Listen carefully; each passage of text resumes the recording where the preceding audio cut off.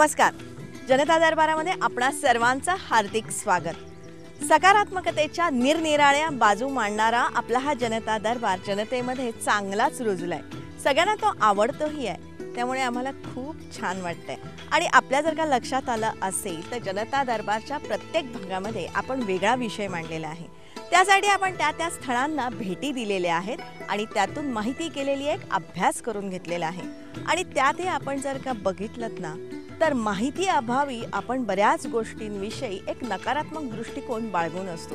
पण जेव्हा त्याच गोष्टीची सर्वांगीण सकारात्मक माहिती मिळते ना तेव्हा आपला दृष्टिकोन बदलतोय. आणि हे सारं घडलंय आपल्या जनता दरबारमुळे.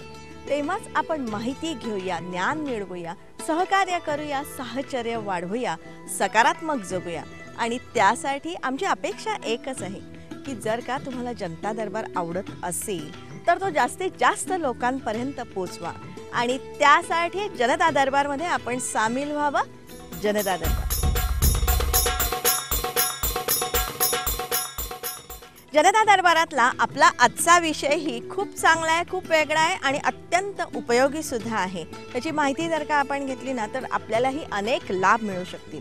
पण तत्पूर्वी निरनिराळी लेदरची प्रॉडक्ट आहेत ती तुम्हाला विकत घ्यायची आहेत का?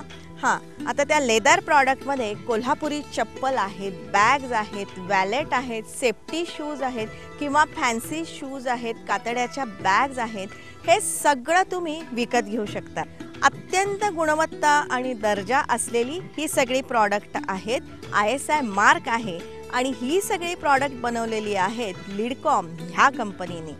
लिडकॉम ही महाराष्ट्र शासनाची कंपनी आहे आणि त्यासाठी आपण लिडकॉमची सगळी माहिती तर घेणारच आहोत. पण कोल्हापुरी चप्पल बनवण्याच्या कारखान्यामध्ये आपण जाऊन कोल्हापुरी चप्पलेची संपूर्ण प्रक्रिया आपण बघणार आहोत.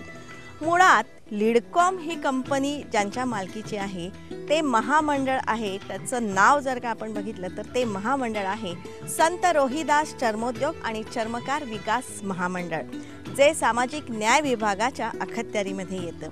पूर्णपणे नफ्यात चालणारं आणि महाराष्ट्र शासनाच्या मालकीचं असलेलं असं हे आगळं वेगळं महामंडळ आहे. सरकारी असून सुद्धा नफ्यात चालणारं महामंडळ आहे, याचा आम्हाला खूप अभिमान आहे. आणि हे महामंडळ उत्तरोत्तर वाढलं पाहिजे आणि राज्यापुरतं नाही तर देशाच्या लेव्हलला याची विक्री झाली पाहिजे. मॅन्युफॅक्चर देशाच्या लेव्हलला आमच्या पुढं असे प्रयत्न आहेत की जगाच्या लेव्हलला याचं जे क्वालिटी जी आहे ती गेली पाहिजे, या दृष्टीने आमचे प्रयत्न आहेत. महामंडळ म्हटलं की ते नक्की तोट्यातच जाणारं असतं, पण त्याला थोडा छेद देणारं हे महामंडळ आहे. आणि 2.5 कोटी रुपये आमचा हा या आर्थिक वर्षातला फायदा आहे, हे या ठिकाणी मला मुद्दाम नमूद करावंसं वाटतं.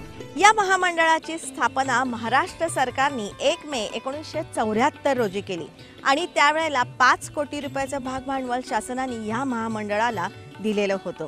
अनुसूचित जातीतील चर्मकार समाज आणि त्याच्या पोटजाती, उदाहरणार्थ चर्मकार, ढोर, होलार आणि मोची या ज्या त्यांच्या पोटजाती आहेत, या साऱ्यांच्या शैक्षणिक, आर्थिक, सामाजिक उन्नतीसाठी हे महामंडळ स्थापन करण्यात आलेलं होतं. आणि आता सुमारे 40 वर्ष होऊन गेलेली आहेत आणि त्याचे चांगले परिणाम आपल्याला दिसत आहेत. याचं जे भागभांडवल आहे ते सध्याचं वितरित भागभांडवल 161 कोटी रुपयाचं आहे. आतापर्यंत जवळजवळ 60,000 लाभार्थ्यांना आम्ही कर्ज वाटप केलेलं आहे. याच्यामध्ये चर्मोद्योगाचा विकास आणि चर्मकारांचा विकास, छोटे छोटे कलाकार जे चर्मकार आहेत, अशा दुहेरी उद्देशानं हे महामंडळ स्थापन करण्यात आलं होतं. आणि आणखी एक महत्त्वाचा त्याच्यामध्ये उद्देश नंतर जो समावेश करण्यात आला की शासनाला ज्या लेदर गुड्स पाहिजे असतात किंवा चर्मवस्तू पाहिजे असतात तर त्या महामंडळाकडून करून घेणं ही एक अपेक्षा शासनाची होती की ज्याच्यामध्ये क्वालिटी मेंटेन होते आणि एक महामंडळाला या काम मिळतं. शेवटी शासनाचंच महामंडळ आहे, त्यामुळं शासनातर्फे चालवलेलं असं हे महामंडळ आहे. सुरुवातीला या महामंडळाचं नाव लिडकॉम म्हणजेच लेदर इंडस्ट्रीज डेव्हलपमेंट कॉर्पोरेशन असं होतं आणि ते उद्योग खात्याकडे होतं. 24/6/1996 रोजी ते सामाजिक न्याय विभागाकडे आलं आणि त्यानंतर 2003 मध्ये या महामंडळाला संत रोहिदासांचं नाव देण्यात आलं. 2003ला या महामंडळाचं जे नाव जे आहे ते संत रोहिदास चर्मकार आणि उद्योग असं एक नाव देऊन, म्हणजे संत रोहिदास हे आपल्याला माहिती आहे की एक फार महान संत म्हणजे मानवतेचा संदेश देणारे संत होते. म्हणजे अशा प्रकारचं ते संताचं नाव आम्ही यांना दिलेलं आहे आणि त्याच्यामध्ये अशा खूप मोठ्या प्रमाणात मागणी होती आणि शासनालासुद्धा ही कल्पना पटली, म्हणून त्यानंतर संत रोहिदास हे महामंडळ आहे. संत रोहिदास हे या समाजाच्या गुरुस्थानी आहेत. सुमारे 15व्या शतकामध्ये संत रोहिदास होऊन गेले. उत्तर प्रदेशातल्या काशी जवळच्या एका खेड्यामध्ये यांचा जन्म झालेला होता. संत मीराबाई संत रोहिदासांना गुरुस्थानी मानत असत आणि ते मुळात कवी होते. जातीव्यवस्थेवर भाष्य करणारी त्यांनी अनेक पदं लिहिलेली होती आणि त्यांची ही पदं शीख धर्मीयांचा जो पवित्र ग्रंथ आहे गुरु ग्रंथ साहेब त्याच्यामध्ये ती समाविष्ट केलीत. गुरु नानक देव यांनी ही सारी पदं समाविष्ट केलेली आहेत. मन चंगा तो कथोटी में गंगा असं ते म्हणत. म्हणजे मन साफ असेल तर कुठल्याही गंगेत डुबकी मारायची गरज नाही अशी त्यांची शिकवण होती. त्याचप्रमाणे प्रामाणिकपणे जे कष्ट केलेले असतात ना ते श्रेष्ठ असतात अशी ही त्यांची शिकवण होती. बेगमपुरा शहर ही त्यांची एक संकल्पना होती. म्हणजेच दुःखाविना भूमी असावी अशी त्यांची संकल्पना होती. संत रोहिदासांची ही सारी शिकवण प्रमाण मानून त्यांचा समाज आज उन्नती करत आहे आणि ह्या साऱ्याला आपलं सरकार प्रचंड प्रमाणामध्ये मदत करत आहे. महामंडळाला जास्त स्ट्रेंथनी यावं म्हणून पूर्वी एकूण पाहिलं त्याचं 73 कोटीचं भाग भांडवल होतं, परंतु मागच्या वेळेला 11-12ला मी असा निर्णय घेतला की त्याला एकदम 75 कोटी रुपये आम्ही त्याला भाग भांडवल देण्यात आले आणि अशा प्रकारचे अनुसूचित जाती म्हणजे 3 महामंडळ आहेत. त्या तिन्ही महामंडळाला आम्ही भरपूर भांडवल दिलं. या संस्थेमार्फत आतापर्यंत जवळजवळ 18,000 लाभार्थ्यांनी त्याचा लाभ घेतलेला आहे. याच्यामध्ये साधारण 5 लाख, 10 लाख, 20 लाख अशा प्रकल्पनिहाय वेगवेगळ्या प्रोजेक्ट्स असतात आणि या प्रोजेक्टला जे फंडिंग असतं हे NSFDC मार्फत केलं जातं. आतापर्यंत जवळजवळ 69 कोटी रुपये NSFDCनं वेगवेगळ्या या लाभार्थ्यांना दिलेले आहेत. या महामंडळातर्फे राज्य सरकारतर्फे 4 योजना तर केंद्र सरकारतर्फे 5 योजना राबवण्यात येतात. 50% अनुदान योजना, बीज भांडवल योजना ज्यामध्ये 5 लाखांपर्यंत कर्ज पुरवठा करण्यात येतो. त्यातली 75% रक्कम बँक देते, 5% रक्कम लाभार्थी आणि 20% रक्कम महामंडळ देतं. प्रशिक्षण योजनेमार्फत तांत्रिक कौशल्य प्राप्तीसाठी 3 ते 6 महिन्यांच्या कालावधीचं प्रशिक्षण देण्यात येतं. अगदी शिवणकला असेल, टर्नर फिटर असेल किंवा radio mechanic, TV mechanic, driving असेल, खेळणी बनवणे इत्यादी विविध व्यवसाय त्यात आहेत. विद्यावेतन योजनेद्वारे ह्या लाभार्थींना मोफत प्रशिक्षण दिलं जातंच, पण त्याबरोबर दरमहा 150 ते 300 रुपयापर्यंत विद्यावेतन किंवा स्टायपेंड दिला जातो. राष्ट्रीय अनुसूचित जाती वित्त व विकास महामंडळातर्फे मुदती कर्ज योजना, सूक्ष्म पतपुरवठा योजना, महिला समृद्धी योजना, महिला किसान योजना, शैक्षणिक कर्ज योजना इत्यादी विविध योजना राबवण्यात येतात. त्याच्यामध्ये आपण पाहिलं की वीज भांडवल आहे, प्रशिक्षण आहे, विद्यावेतन आहे, कर्ज पुरवठा करतो. आपल्या राज्याचे सुद्धा कर्ज आणि केंद्रातसुद्धा योजना त्याच्यासुद्धा आपण कर्ज घेतो आणि त्याचे कर्ज फेडले की मग ते आपलं कर्ज देतात. तर त्यासाठी पंक्च्युअल अशा प्रकारचे हे महामंडळ आहे. या साऱ्याचा उद्देश एकच आहे, वंचितांचा विकास. आणि हे सारे आर्थिक लाभ आपल्याला सुद्धा मिळू शकतात आणि ह्या लाभातून आपण स्वयंपूर्ण होऊ शकतो, स्वयंरोजगार आपण मिळवू शकतो. थोडीशी आर्थिक मदत मिळाली तर जे सकारात्मक घडतं ते आपण बघितलं. पण ह्या प्रसंगी आम्ही एक विनंती मात्र जरूर करू की आपण कर्ज घेतलेली असतील ना त्या कर्जाची परतफेड आपण जरूर करावी. बरेचदा काय होतं की कर्ज थकवली जातात. अपेक्षा एकच असते की कुठेतरी कर्जमाफी होईल, पण आता भविष्य काळामध्ये आम्ही अजिबात कर्जमाफी देणार नाही अशी स्पष्टोक्ती सामाजिक न्याय मंत्री शिवाजीराव मोघे साहेबांनी आमच्यापाशी दिलेली आहे. आता कर्ज माफ करणे नाही, त्यावेळेला अनअवॉइडेबल परिस्थिती येऊन केली. आता कर्जमाफीचा व्यवस्था नाही आहे. कर्ज हे दिल्याच्यानंतर ते वसूल करणं आवश्यकच आहे आणि जे लाभार्थी आहेत त्यांनीसुद्धा वसूल केलं पाहिजे. आता आणि याच्यामध्ये असं आहे की जर कर्ज वसूल होत नसेल तर मग फोर्सनेसुद्धा कर्ज वसूल करता येते. मग ती अशी अनअवॉइडेबल परिस्थिती येऊ नये त्यासाठी नियमित कर्ज जर फेडता आलं तर ती निमित्त बरोबर ते फेडल्या जाऊ शकते. ज्यांनी आपल्याला मदत केली तो मदतगार तरला तर आपल्यासारख्या अनेक गरजूंना असे आर्थिक लाभ मिळू शकतात, हेही सत्य आपण ध्यानात ठेवूया.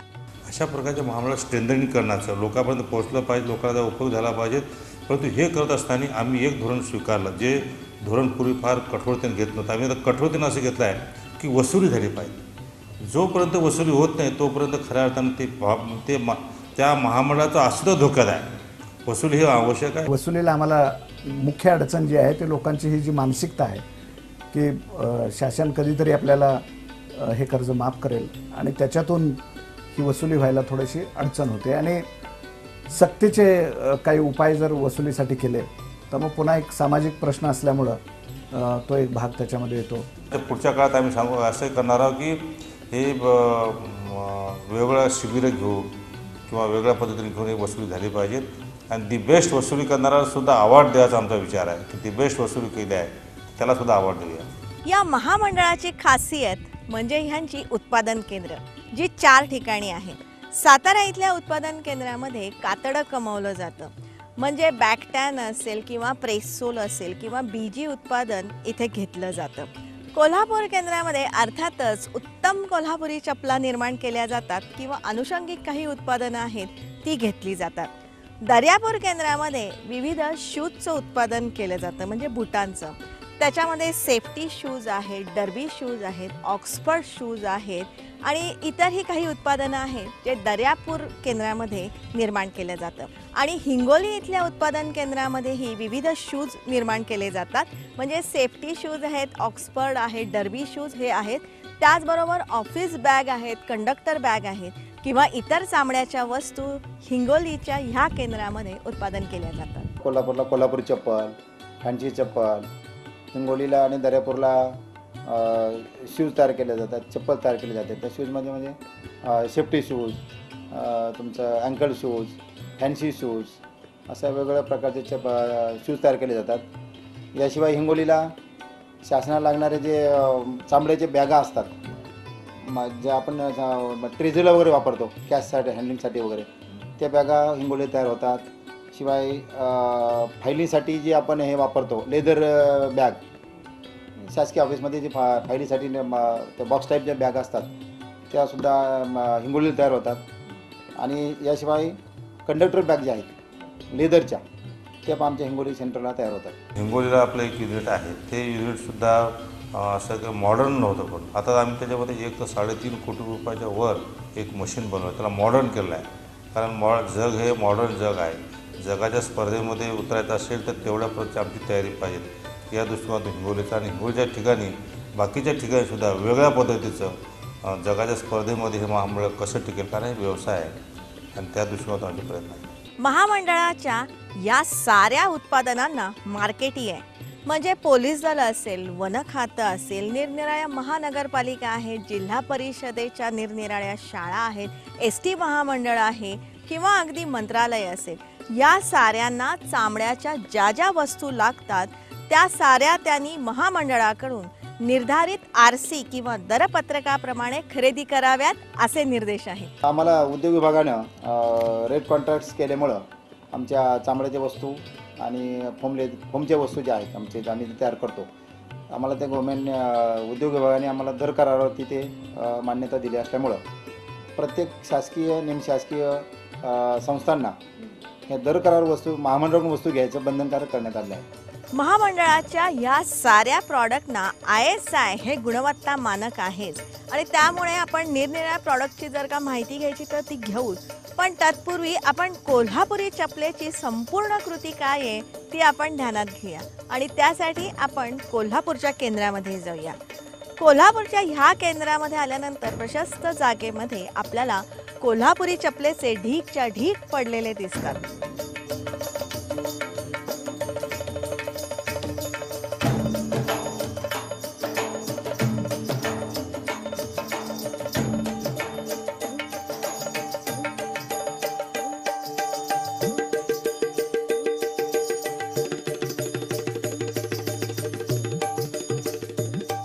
प्रचंड प्रमाणामध्ये पॅकिंगची खोकी दिसतात.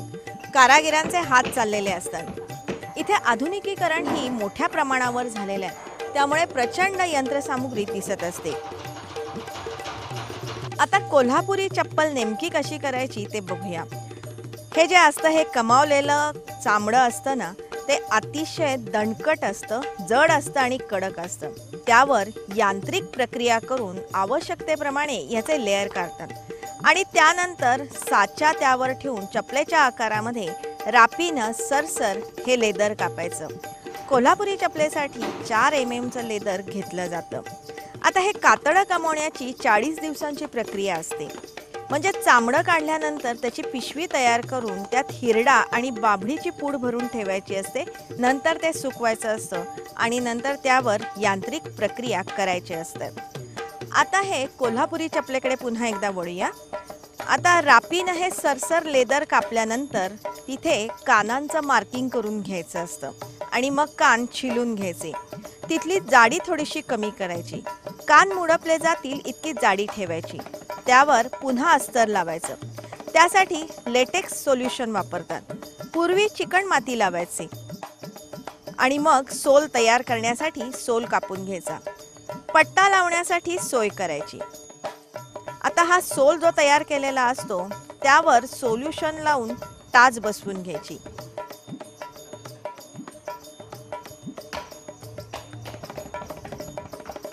आता ह्या सोलवर अप्पर बसवायचं आणि मग फिनिशिंग करायचं.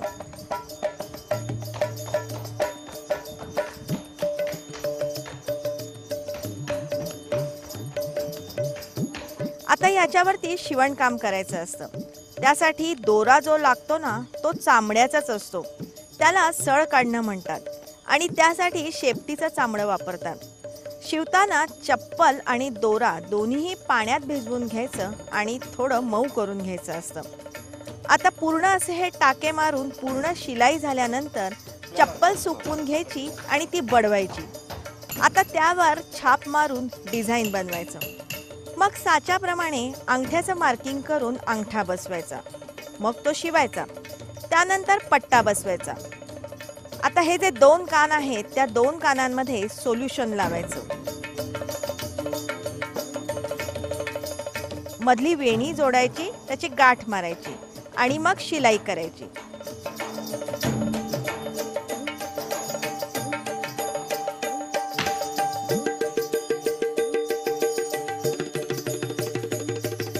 आणि असं केल्यानंतर ही कोल्हापुरी तयार होते आणि त्याच्यावरती पॉलिश करायचं.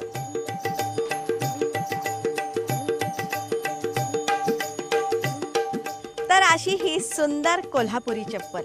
या कोल्हापुरी चप्पलेचे अनेकविध उपयोग आहेत.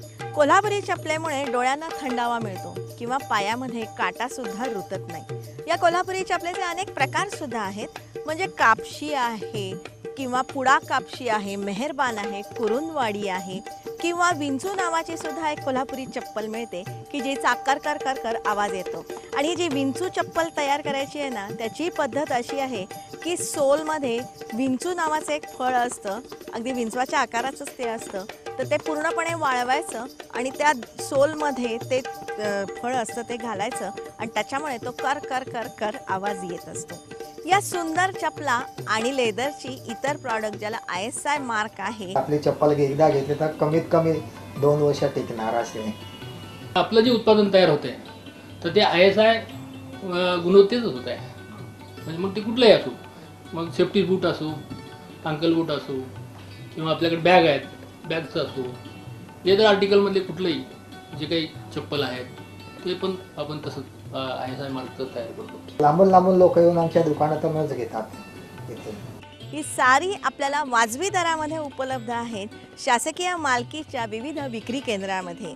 म्हणजे बांद्रा आहे, वाशी आहे, धुळे, जळगाव, सोलापूर, नांदेड इथल्या विक्री केंद्रामध्ये ही सारी उत्पादनं आपल्याला मिळतात. आता हे कसं आहे, प्युअर लेदरचे आहे आणि शासकीय असल्यामुळे माफक दरामध्ये शूज आणि चप्पल वगैरे मिळते आणि टिकायला वगैरे पण चांगले आणि दिसायला पण चांगले आहे. त्यामुळे असं मी तर प्रत्येक वेळेस कधी जेव्हा गरज पडते तेव्हा मी इथून घेतो.